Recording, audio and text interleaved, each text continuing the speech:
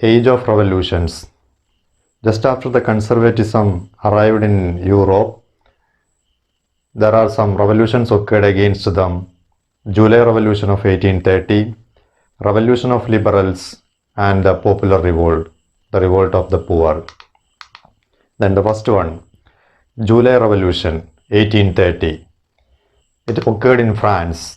The first upheaval, the first rising of revolution took place in France in July 1830.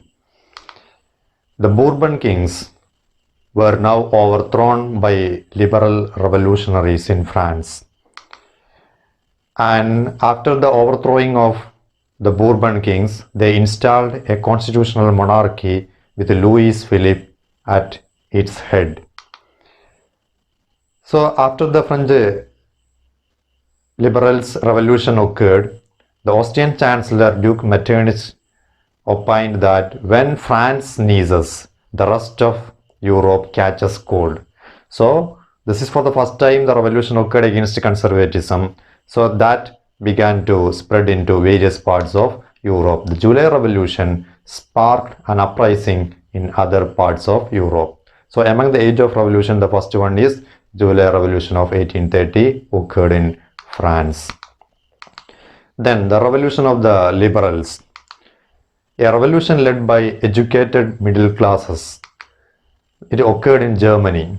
A large number of middle class professionals, businessmen, and prosperous artisans came together in the city of Frankfurt, and they decided to vote for an all-German National Assembly. So a large number of middle class professionals, businessmen, prosperous artisans, they came to the city Frankfurt in Germany and decided to vote for an all-German National Assembly. On 18th May 1848, 831 elected representatives of the middle class, the various sections of the middle class, marched in a festive procession to take their place in the Frankfurt Parliament gathered in the Church of St. Paul. And in the Frankfurt Parliament, they drafted a constitution for a German nation to be headed by a monarchy subject to a parliament. When the deputies offered the crown on these terms, based on this condition, when the deputies offered the crown, Frederick William IV, the King of Prussia, he rejected that offer and joined with other monarchies. The parliament was dominated, in the Frankfurt Parliament, it was dominated by the middle classes, but who resisted the demands of workers and artisans and consequently lost their support. And finally, at the end, troops were called in the assembly and the gathering was forcibly disbanded. So it ended in failure. That is the age of revolution of the liberals, especially the middle class in Germany. Then the third one, the Popular Revolt, that we can explain with one example that happened in the Silesia by weavers. In 1845, weavers in Silesia had led a revolt against contractors. What was the problem by the weavers in Silesia? The contractors supplied them raw material and gave them orders for finished textiles, but these contractors drastically reduced their payments of the weavers. On 4th June at 2 p.m., a large crowd of weavers marched to the home of contractor, demanding higher wages. But they were treated with scorn and threats by the contractors. So revolutionaries forced their way into the house of contractors and smashed its elegant window panes and furniture. Another group broke into the storehouse and plundered whatever the things stored there. But finally the contractor fled with his family to a neighboring village. Finally, after some time, he returned, later having gathered the army and suppressed the revolt. That is the Vives in Silesia, the popular revolt, the revolt of the poor, with the example of Vives in Silesia against contractors. Then the next part is, not only war helped for the creation of nationalism, culture also played an important role, that is Romanticism. The role of culture and the role of language, how the role of culture and language played to create a nationalist sentiment among the minds. Then the role of culture.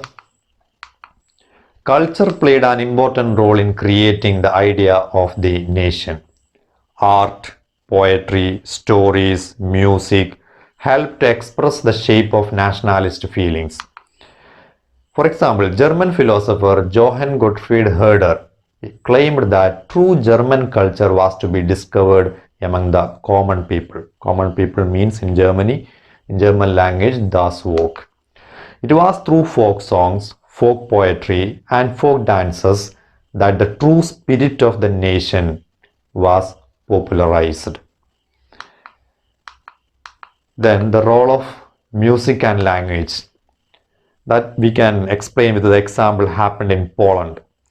In the case of Poland, which had been partitioned by great powers Russia, Prussia, and Austria, nationalist feelings were kept alive through music and language in Poland.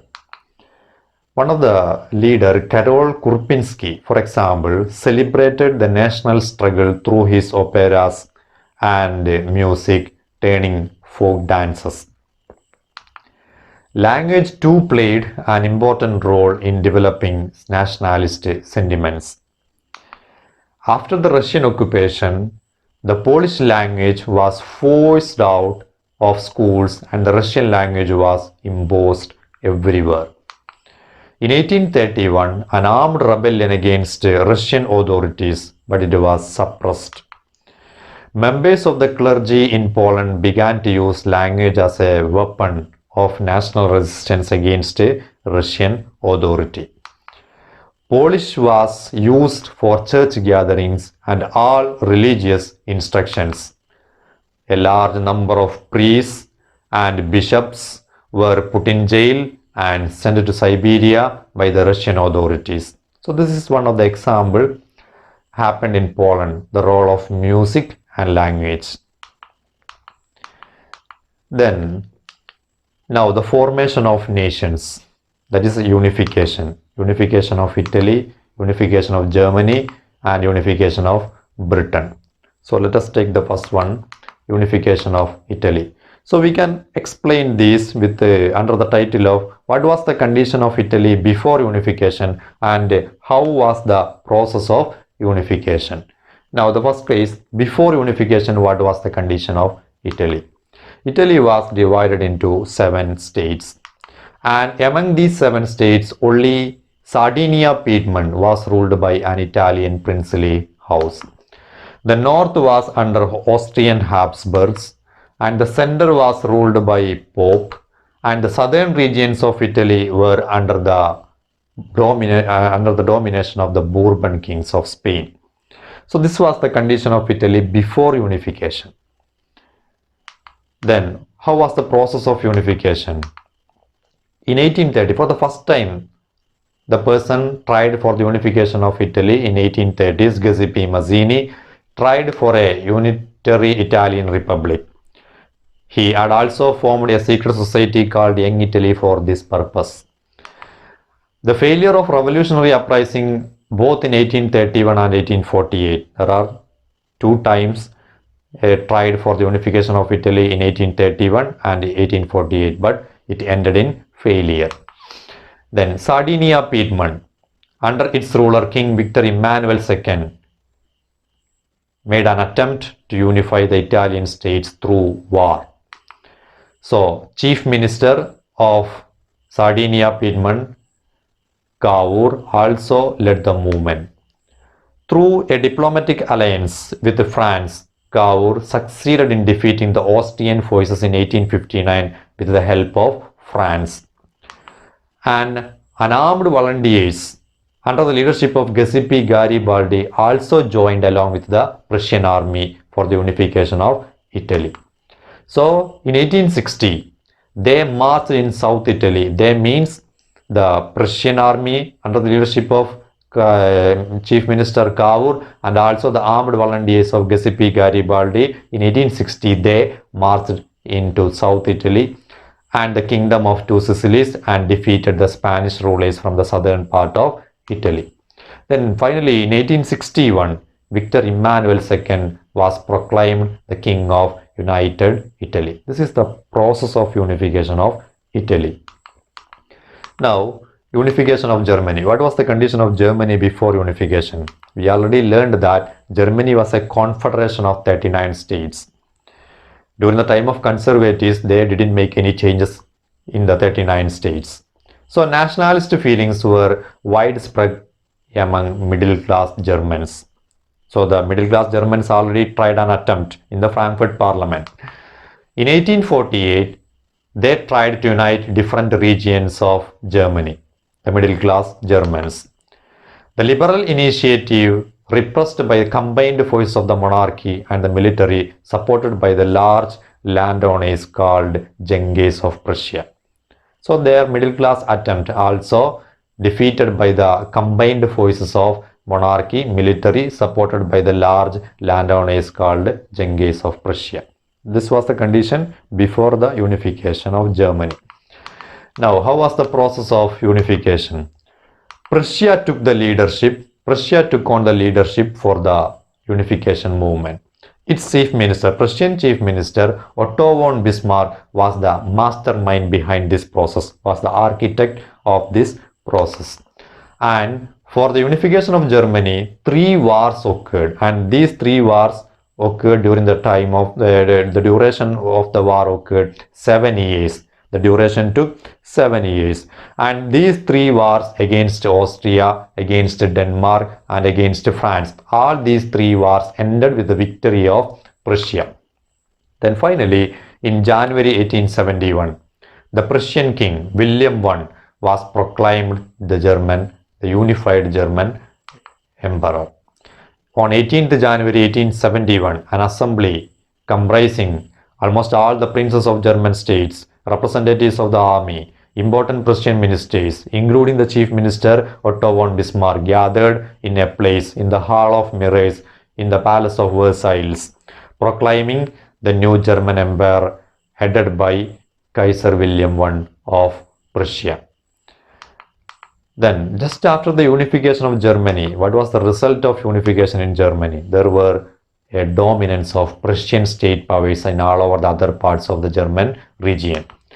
Modernizing the currency, they modernized their currency, banking system, legal system and judicial systems.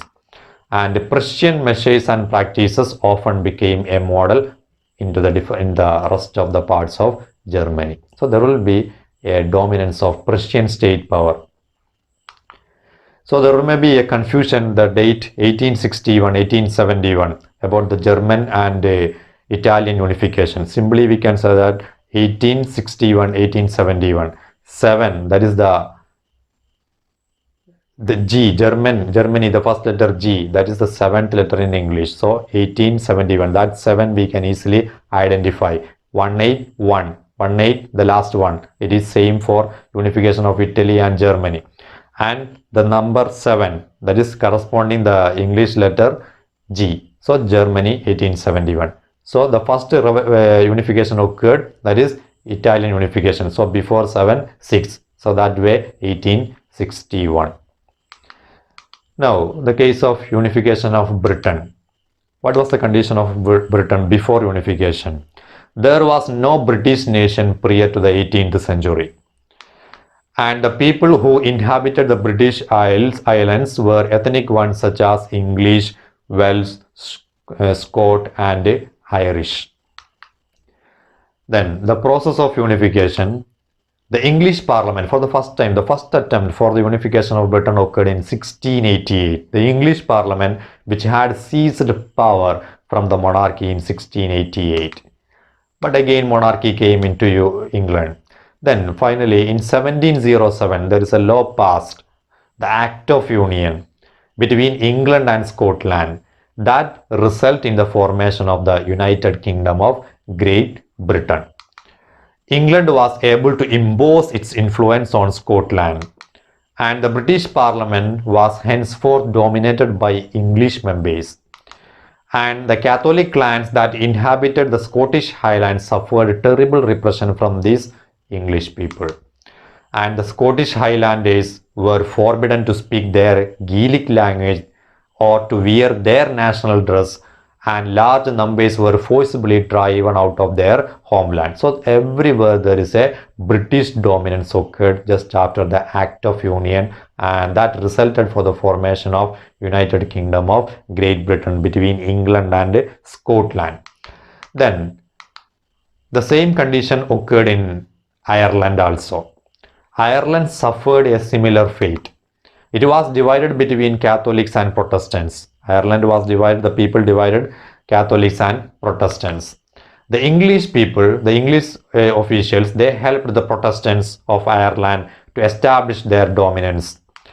And after a failed revolt led by Wolfe Tone, the leader Wolfe Tone and his United Irishmen 1798, there is an attempt to liberate from the English authority led by Wolfe Tone, but it ended in failure in 1798. Ireland was forcibly incorporated to the United Kingdom of Great Britain in 1801. So the symbol of the New Britain, the British flag, that is taken by the Union Jack, the British flag, the national anthem, that is also the British national anthem, God Save Our Noble King, and the English language were actively promoted all over the part of the British Isles.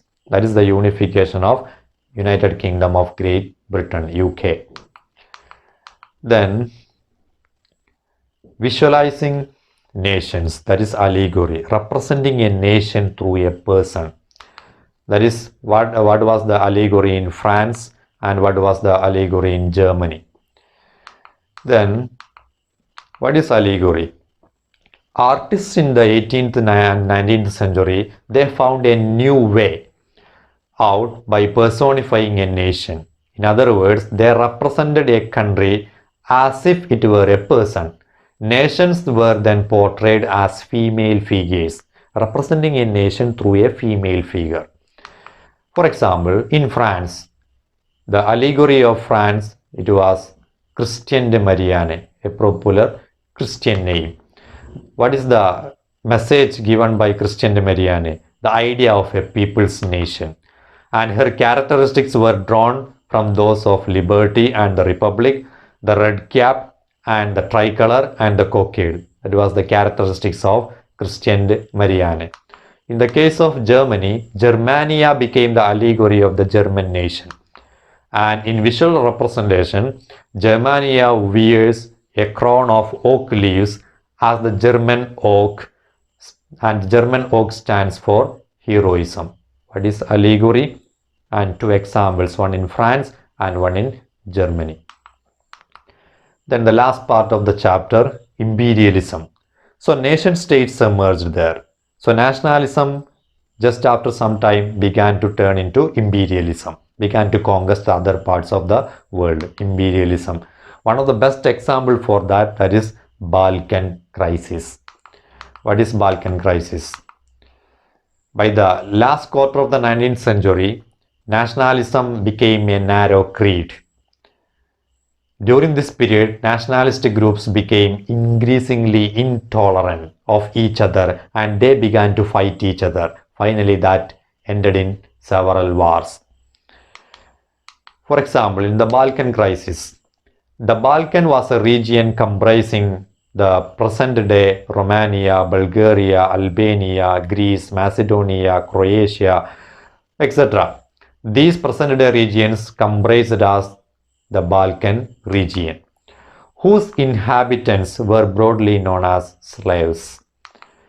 A large part of the Balkans was under the control of the Ottoman Empire at that time.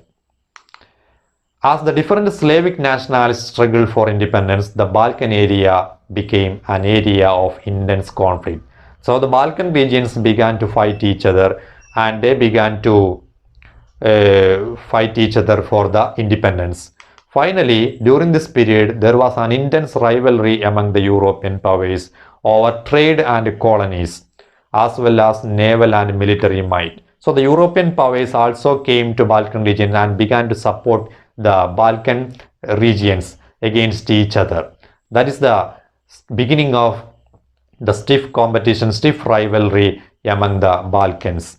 Russia, Germany, England, Austro-Hungary was keen on countering the hold of the powers in the Balkan region and extending its own control over the area. So finally, this competition among the superpowers that led to a series of war in the Balkan region, and finally that resulted the beginning of the First World War. So that is imperialism. Nationalism turned to imperialism, one of the example of the Balkan crisis. Okay, thank you.